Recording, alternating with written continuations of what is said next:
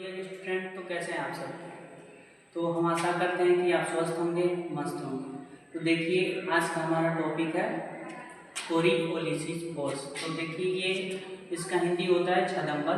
तो एक्चुअली ये होता क्या है, मान लीजिए कोई बॉडी मूव कर रही है, चाहे कहीं पे रोटेट कर रही है, तो ये जो फोर्स होता है कोरियोलिसिस फोर्स, वही ये फोर्स वहीं पे काम करता है। जैसे सपोज दैट मान लीजिए कि हम किसी मीनार पे खड़े हैं, ये मान लीजिए मीनार है, ठीक, और यहाँ पे हम खड़े हैं, ठीक, ऐसे सपोज दैट खड़े हैं और यहाँ से कोई बॉडी को फेंक रहे हैं, नीचे की तरफ फेंक रहे हैं। तो ये सपोज दैट हम अगर ऐसे स्ट्रेट गिराते हैं तो ये ऐसे गिरता नहीं है। एक्चुअली ये थोड़ा सा, ये मिनिमम डिस्टेंस थोड़ा दूर होके गिरता है। तो ये मान लो सपोज दैट ये एक्स डैश डिस्टेंस दूरी पर गिरा है, ठीक, और इधर से ये फोर्स अप्लाई जो होता है, ये जो फोर्स लग रहा है इधर से मीनार की तरफ से, ये फोर्स जो होता है हमारा कोरियोलिसिस फोर्स होता है। तो ये है हमारा छदम, ठीक। और सपोज दैट दूसरा एग्जांपल मैं ले लिया कि झरना। सपोज दैट ये झरना है और झरने से पानी गिर रहा है, तो ये थोड़ा दूर हट के गिरता है, ये झरने से पानी जो है दूर हट के गिरता है।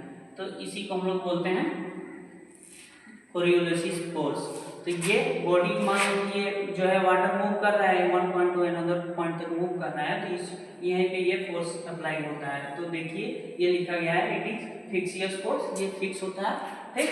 It act upon any moving body, जैसा कि मैंने बताया मूविंग बॉडी पे ये काम करता है in an independently rotating system.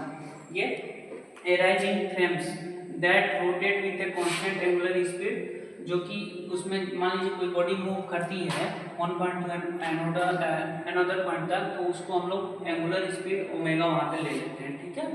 तो देखिए उसको लिखते कैसे हैं। So Coriolis force can be written as, ये रहा हमारा उसका formula, -2m omega cross v, ठीक। ओमेगा हमारा क्या है, ये एंगुलर स्पीड, और v हमारा क्या है, वेलोसिटी, जिस वेलोसिटी से बॉडी मूव कर रही है। तो देखिए सपोज दैट मान लीजिए हम ये लेते हैं, मान लीजिए ये अर्थ है और इस अर्थ के किसी पॉइंट पे हम लोग हैं।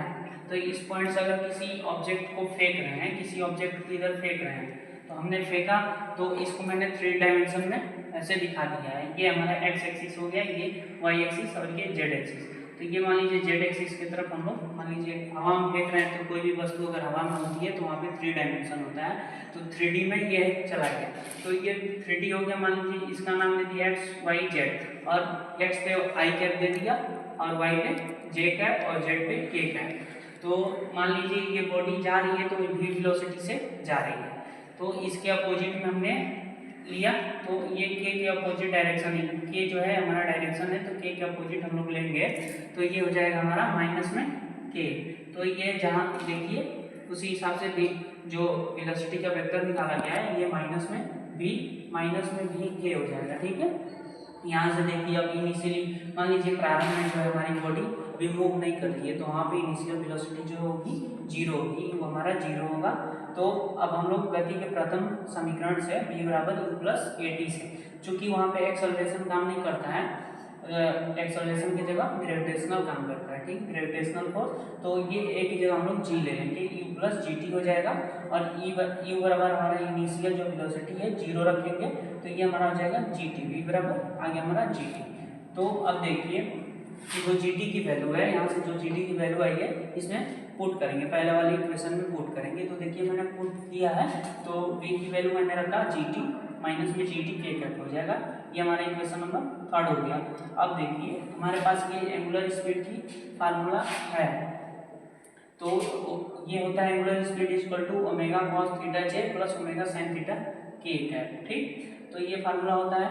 और यहाँ से देखिए हमारे पास कोरियोलिसिस फोर्स जो है ऑलरेडी हमारे पास है इतना, F C equal to minus में 2m ओमेगा क्रॉस v, इतना है हमारे पास। तो मैंने किया क्या कि ये जो फार्मूला है ओमेगा की वैल्यू और v की वैल्यू, ओमेगा की वैल्यू हमारे पास इतना है, और सेकेंड इक्वेशन ये थर्ड इक्वेशन से v की वैल्यू इतना है। इन दोनों इक्वेशन से हम लोग ओमेगा और v की वैल्यू इसमें पुट करेंगे, तो ये ओमेगा की वैल्यू होगी और क्रॉस v, तो ये दोनों की वैल्यू मैंने यहाँ पे पुट करा।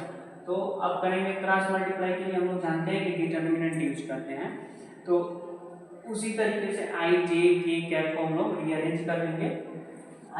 आई चूंकि इसमें नहीं है तो आई हमारा 0 होगा, और जे यहाँ पे है तो जे यहाँ पे ओमेगा cos थीटा है, और के हमारा जो है ओमेगा sin थीटा है, और यहाँ पे ओनली के है तो आई जे नहीं है तो आई और जे 0 हो जाएगा, और के कैप हमारा आ जाएगा जीटी, और इसको माइनस में 2m बाहर रहेगा।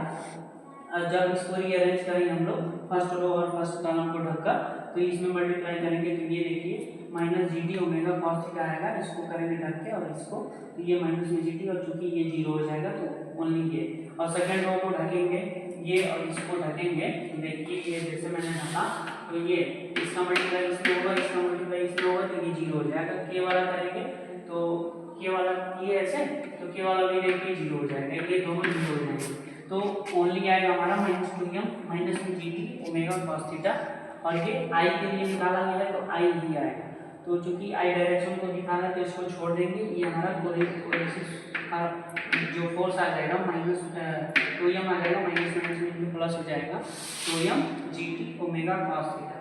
तो इसके अगला वाला जो पार्ट है इसके अगले वाले डेरिवेशन का वो नेक्स्ट वीडियो में देखते हैं हम। Thank you.